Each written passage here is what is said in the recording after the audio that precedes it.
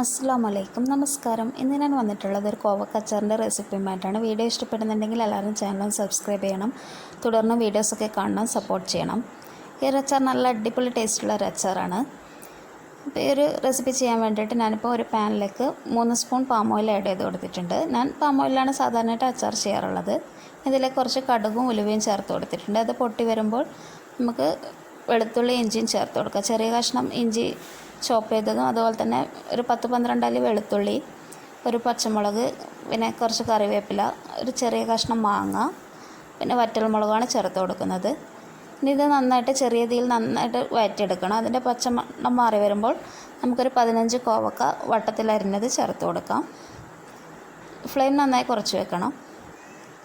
ഇനി ഇതിലേക്ക് ഒരൽപ്പം മഞ്ഞൾപ്പൊടി, അതുപോലെ തന്നെ 5 ടേബിൾ സ്പൂൺ വരെ മുളക് പൊടി ചേർത്ത് കൊടുക്കാം. ഞാനിപ്പോൾ കാശ്മീർ റെഡ് ചില്ലിയാണ് യൂസ് ചെയ്തിട്ടുള്ളത്. എരിവുള്ള മുളക് പൊടിയാണെങ്കിൽ അതിനനുസരിച്ചിട്ട് എരിവ് കൂട്ടുകയോ കുറയ്ക്കുകയൊക്കെ ചെയ്യാവുന്നതാണ്. പിന്നെ 1 സ്പൂൺ അച്ചാർ പൊടി ചേർത്ത് കൊടുക്കുന്നുണ്ട്. അച്ചാർ പൊടി ചേർക്കാൻ താല്പര്യമില്ലാത്തവർക്ക് ഉലുവയും കടുകും പൊടിച്ചത് ചേർത്ത് കൊടുക്കുക, ഉലുവയും കായവും പൊടിച്ചത് ചേർത്ത് കൊടുക്കാം. ഇനി ഇതിലേക്ക് ആവശ്യത്തിനുള്ള ഉപ്പ് കൂടി ചേർത്തിട്ട് നന്നായിട്ട് വഴറ്റി കൊടുക്കുക. ചെറിയ ഫ്ലെയിമിൽ മാത്രം വഴറ്റി കൊടുക്കുക.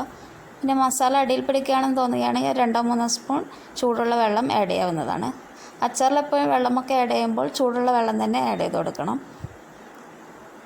ഇനി ഇത് കുറച്ച് സമയം ഇളക്കിയ ശേഷം നമുക്ക് 3/4 ഗ്ലാസ് വരെ വെള്ളം ചേർത്ത് കൊടുക്കാം.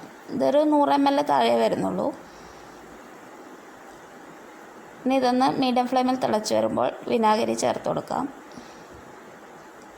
ഇത് ഒന്ന് ഹൈ ഫ്ലെയിമിലിട്ടിട്ട് നന്നായിട്ടൊന്ന് തിളപ്പിച്ചെടുക്കുക. കോവക്ക നന്നായി അധികം വേവുന്നതിന് മുന്നേയായിട്ടാണ് നമ്മൾ വെള്ളം ചേർക്കേണ്ടത്. ഇനി ഇതൊന്ന് വറ്റി വരുമ്പോൾ നമുക്ക് ഫ്ലെയിം ഓഫ് ചെയ്യാം. അതിന് മുന്നേയായിട്ട് കുറച്ച് പഞ്ചസാര കൂടി ആഡ് ചെയ്ത് കൊടുക്കണം, ഒരു ടേസ്റ്റ് ബാലൻസിങ്ങിന് വേണ്ടിയിട്ടാണ്. ഇനി ഇത് അധികം കുറുകി വറ്റേണ്ട ആവശ്യമില്ല.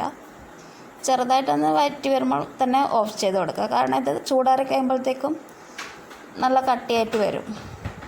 അതുകൊണ്ട് അധികം കുറുകുന്നതിന് മുന്നേയായിട്ട് തന്നെ ഫ്ലെയിം ഓഫ് ചെയ്യണം. അപ്പോൾ എല്ലാവരും റെസിപ്പി ട്രൈ ചെയ്ത് നോക്കണം. ഇനി നല്ലൊരു റെസിപ്പിയുമായി അടുത്ത എപ്പിസോഡിൽ കാണാം. Thank you for watching.